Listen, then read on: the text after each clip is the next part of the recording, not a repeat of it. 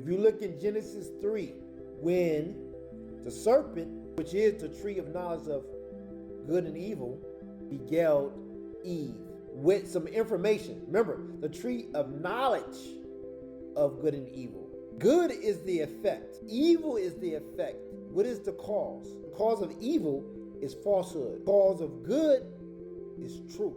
Really, the tree of knowledge of good and evil is really the tree of knowledge of truth and falsehood. We have an entity here that approached Eve that has a knowledge of falsehood and truth. So he decided to give both.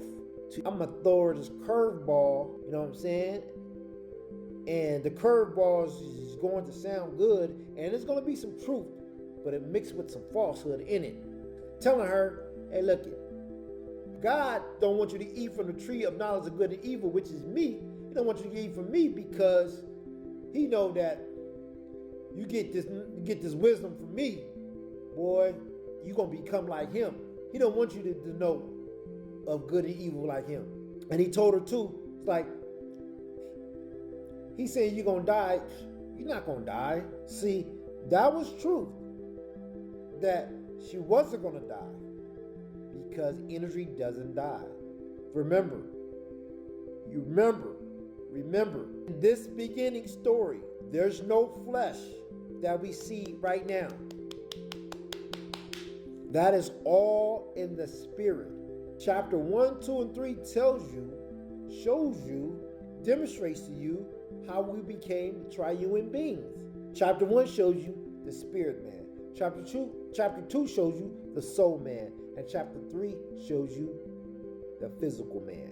So since we're in chapter 2, we have the soul man, and the spirit of man is in the soul, operating this machine. The soul body is a vehicle as well. The soul body is the vehicle that the spirit used to navigate this planet. Remember, we came down from a higher degree from another planet. And for us to come down on this planet, we have to put on an Earth suit. Just like when you go to outer space, the astronaut go to outer space, they had to put on what? Their space suit to even function on the moon or another planet. So when we came down here on Earth, because we already existed, we came down on Earth, we have to get a spacesuit. We know that by reading the Bible. You read chapter 1, verse 26. God said, let us make man in our image after our likeness. Boom. Then you go to chapter 2, verse 7. And the Lord God formed man out of the dust of the ground and breathed into his nostrils the breath of life, and man became a living soul. Not a living human being, not a living physical body, a living soul. So, if man already existed in chapter 1 when he said, let us make man in our image after our likeness, what is this other man that he's talking about forming out of the dust? The vehicle. We cannot function on this earth without the soul body. So the breath of life is that spirit that was in chapter 1. The real man, the real you, the spirit, the consciousness. He breathed in through his nostril. This whole earth was a soul plane. The soul is a certain degrees of divine ether. The spirit is a higher degrees of divine ether. There's degrees. These are levels. The spirit body has the highest degrees of divine ethers. The soul body has a little lower degrees of divine ethers. And the flesh body has the lowest degrees of divine ethers. So now in chapter 2, we have the soul man. But the spirit man is inside the soul man. And everything is soul. Everything's whole earth is soul. The trees is a soul body. The grass is a soul body. But it's all still flesh.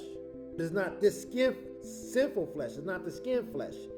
It's a flesh of the soul. The same flesh that you see in your dreams. When you go to sleep in your dreams, you still see skin, right? This type of flesh. You still see blood. You still feel hair. You still feel the same way on this earth. But you know that in that dream state is not physical, right? So you know that there is a flesh that still exists, but not this type of flesh.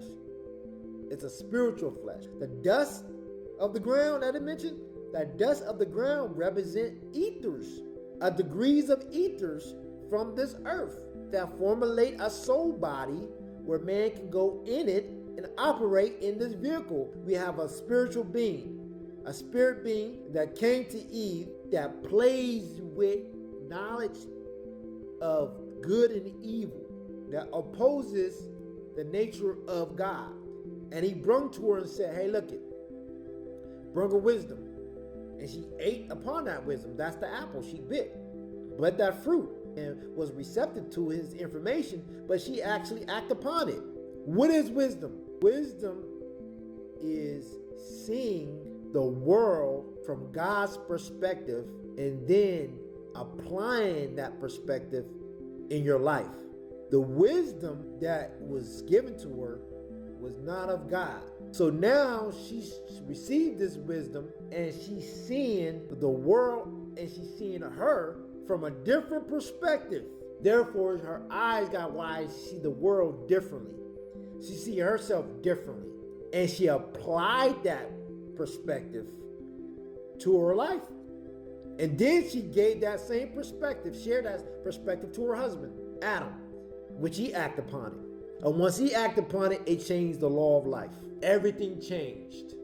So they ate from that tree of knowledge of good and evil, which caused them to be confused. The reason why they made them confused of who they are, because it took on the nature of all other creatures of creation. All the other ethers that after its kind, after its kind, after its kind, every creature of creation had a certain nature. And all those natures that was given to those creatures was lower than yours. So when you take on that nature, what you doing? Lowering your nature. So that's the fall. Boom.